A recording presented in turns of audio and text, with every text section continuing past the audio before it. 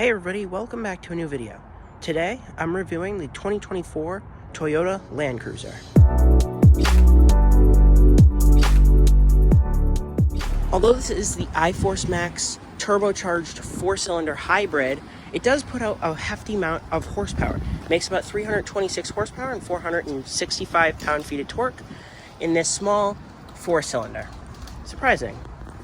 You have your big Toyota badge up front in chrome. You have LED headlights that are the circular option.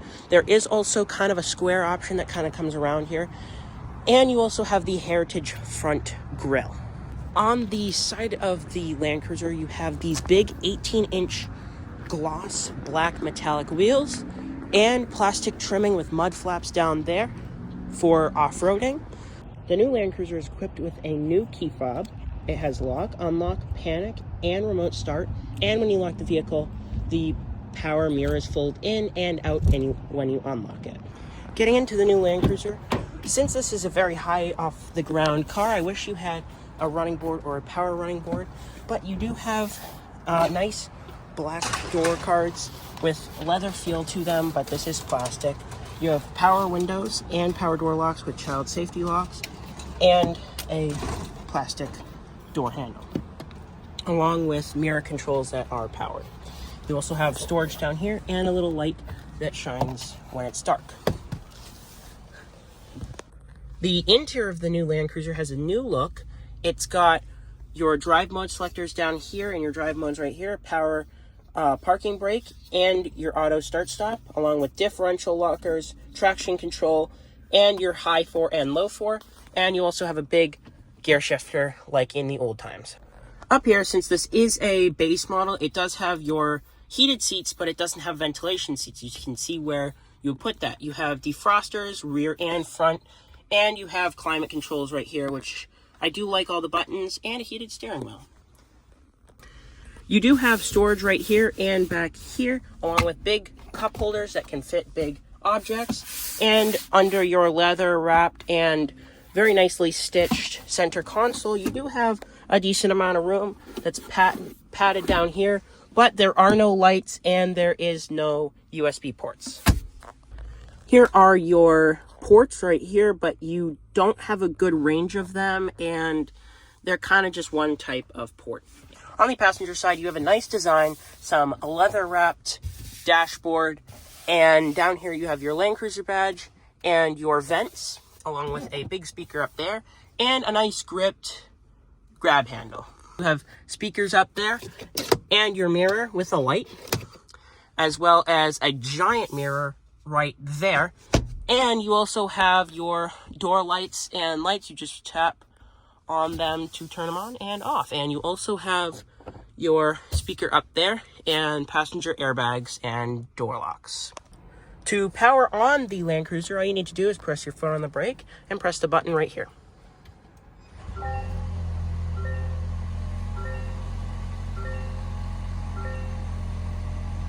So you do see your Toyota center screen here. This is a fully digital dash with your coolant levels. This is cold, it's cold out right now. And your fuel level. This is a pretty low fuel level.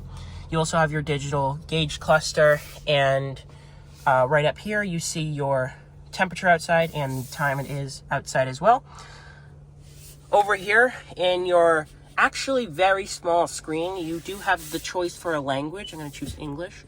It does make this very loud pitched, just not very good sound, but they use this type of experience in all of their vehicles, like the Sequoia and the Tundra, but it's just a lot better in those cars instead of this. This volume button is also very small. I would like to point that out. But you do have Sirius XM, AM, FM radio. You can tune it, and you do have a favorites tab. And you also can see your time up there.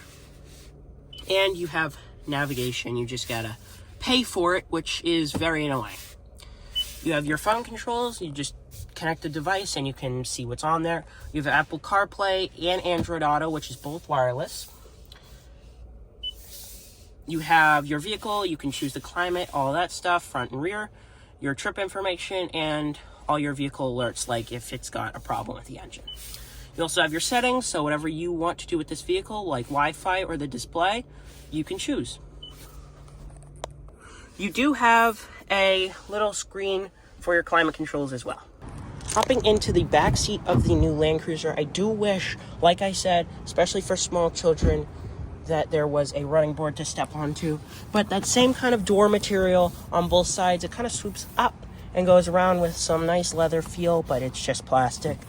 You have cup holders down here and a speaker right there. With my preferred driving seat, I have barely any legroom back here.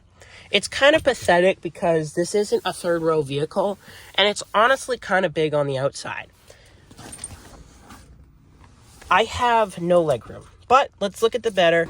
It does have a pocket back here, and you have rear seat controls with power outlets down here, cigarette lighter, and 2 USB ports. Up here you do have a digital climate, and you have your, obviously, climate controls back here. But there are no heated rear seats or cooled rear seats.